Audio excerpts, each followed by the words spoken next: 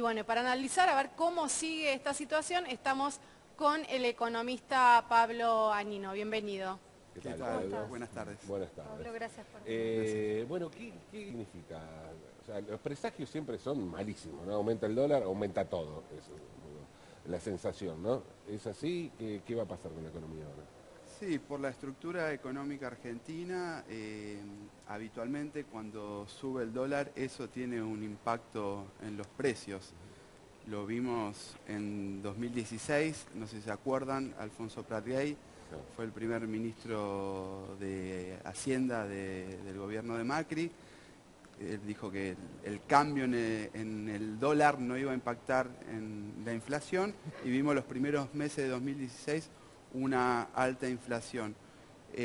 Un proceso similar se vio desde diciembre, no sé, bueno, sí, se deben acordar, la famosa conferencia de prensa del 28 de diciembre, algunos la llamaron la conferencia de prensa de los 4 jinetes del apocalipsis, donde cambiaron la meta inflacionaria, dijeron que iba a ser 15% este año. Y desde, un 28 de diciembre, ¿no? Un 22 para el Día de los Inocentes. Del 15%. Y finalmente, o sea, quien supo leer eso se daba cuenta de lo que venía. Sí. Finalmente, bueno, en esa conferencia lo sustancial fue que cambió la política monetaria.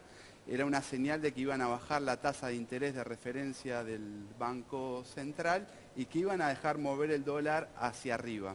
En un claro gesto a los exportadores industriales y agrarios que les conviene que suba el dólar porque aumentan sus ingresos. Tasa que hoy subieron, ¿no? Perdón, tasa que hoy subieron.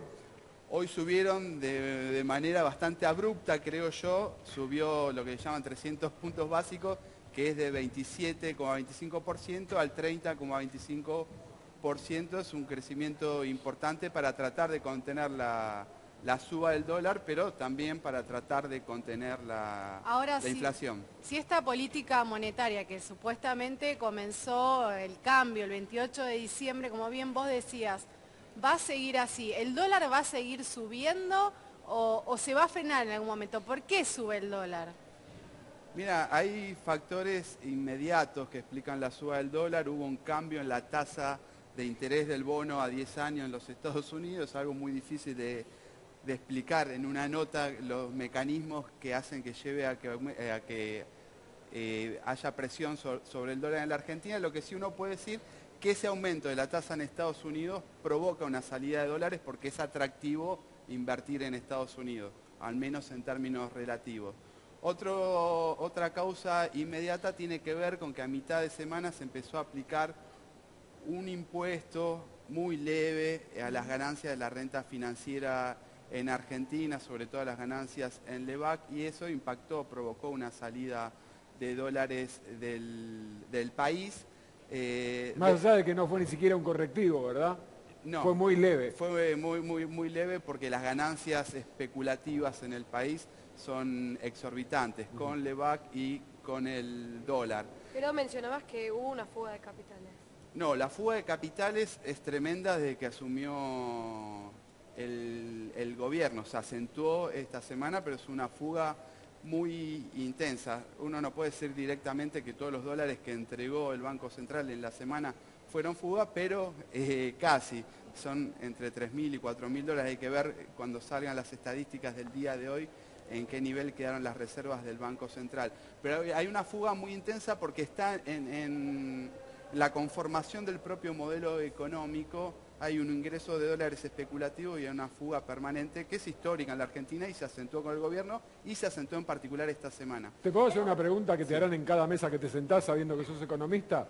Si todo subes, inclusive tasa de interés, dólar y demás, los sueldos son el eterno equipo que pierde, ¿verdad? Eso es así. Ya sea cuando hay una devaluación cambiaria, las devaluaciones históricamente, digo, para tener la historia más reciente, la de Duhalde implicó una destrucción del salario real del 30%. Hubo una devaluación importante en el penúltimo año del gobierno de Cristina, cuando estaba Kicillof al frente del Ministerio de Economía y Fábrega al frente del Banco Central. Ese año el salario real cayó un 5%. Con la devaluación de diciembre de 2015, cuando asumió el gobierno, el salario real en 2016 cayó otro 6%, es decir que los que pagan el pato de la devaluación siempre son los trabajadores.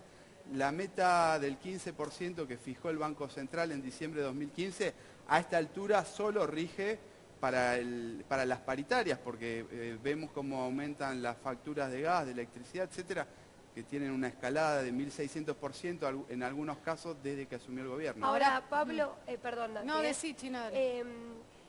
¿considerás que el argentino se pone nervioso con todos estos movimientos? Digo esto parafraseando un poco al ministro de Hacienda, Nicolás Dujovne, que dijo justamente que el argentino se pone muy nervioso. Dice que no hay que ponerse nervioso. Cuando dice, se producen claro. cambios en El ministro no debe estar muy nervioso porque no sé si se acuerdan, tiene parte de su patrimonio en el exterior, entonces lo tiene al resguardo de la famosa variación. fuga de divisas de la que hablabas, o sea, es parte de Es eso. parte, Nos tantos otros ministros. ¿Pero nos como ponemos nerviosos?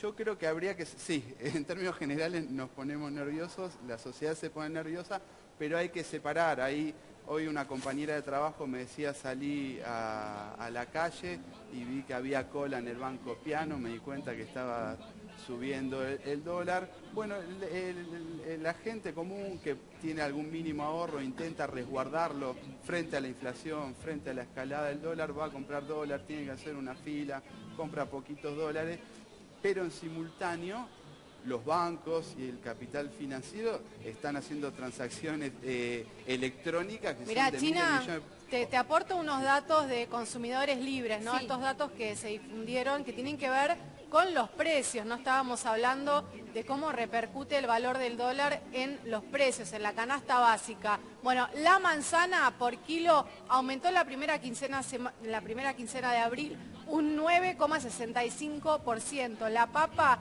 7,80% y la bola de lomo, el kilo, 7,59%. También afectó a la harina, subió 6% y los huevos de color también aumentaron un 4,74%. Esta es toda la lista de los precios que aumentaron. Mayormente en lo que fue la primera quincena de abril son datos de consumidores libres. Entre un 5 y un 10 más o menos por ciento, ¿no? O sea, Es muy bueno el aporte que trae Nati, porque la realidad es que aumenta todo, pero los salarios siguen congelados. sí. Bueno, Sí, yo cada vez que veo lista de aumentos, todas se van por encima de lo que es la inflación. Entonces me pregunto, ¿qué es lo que baja la inflación? ¿Qué es lo que es el... Bueno, hay algo muy importante que es cómo mide el INDEC la inflación. Hoy no podemos decir que el INDEC esté intervenido como en la época de Guillermo Moreno y que haya una manipulación estadística. Pero sí podemos decir que está ocurriendo algo muy importante. El INDEC tiene una canasta para medir la inflación, que es una canasta de gasto de los hogares del año 2004-2005. Y esa canasta tiene una presencia se actualiza, pero no es lo mismo que medir cuánto gasta un hogar hoy. Entonces esa canasta refleja una realidad del gasto de los hogares que ya no es la de hoy. Por ejemplo, dice que se destina a los gastos del hogar, como gas, electricidad y agua, el 10% del ingreso de un hogar. Y cualquier hogar hoy está gastando 4.000, 5.000 pesos y el ingreso promedio de los hogares está, digamos, en 20.000 pesos. Gastos en VHS, dice, por ejemplo. Exactamente, Pablo. Bueno, y entonces te eso subestima la inflación. agradecemos por haber venido. Gracias. Muchas Muchas gracias a gracias por ustedes. tus aportes.